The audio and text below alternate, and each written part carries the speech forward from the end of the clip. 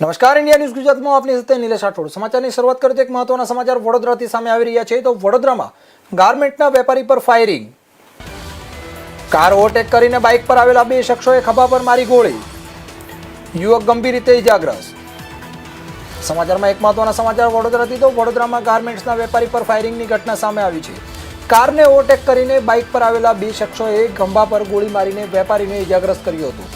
આ યુવક ગંભીર ઇજાગ્રસ્ત થતા હાલ સારવાર અર્થે હોસ્પિટલ ખસેડવામાં આવ્યો છે. વડોદરાથી એક ગંભીર ઘટના સામે આવી છે. જે પ્રમાણે તો વડોદરામાં ગાર્મેન્ટના વેપારી પર ફાયરિંગની ઘટના બનવા પામી છે. વહેલી સવારે અત્યારે વડોદરામાં ગાર્મેન્ટના વેપારી પર ફાયરિંગની ઘટના બનવા પામી છે. કાર ઓવરટેક કરીને બાઇક પર આવેલા બે શખ્સોએ ખભા પર ગોળી મારીને યુવકને ગંભીર રીતે ઇજાગ્રસ્ત કર્યો હતો. આ ગંભીર ઇજાગ્રસ્ત યુવકને હાલ સારવાર અર્થે હોસ્પિટલ ખસેડવામાં આવ્યો છે. અત્યારે આ વડોદરાથી એક મહત્વના સમાચાર કહી શકાય. તો વડોદરામાં ગાર્મેન્ટના વેપારી પર ફાયરિંગની ઘટના સામે આવી છે.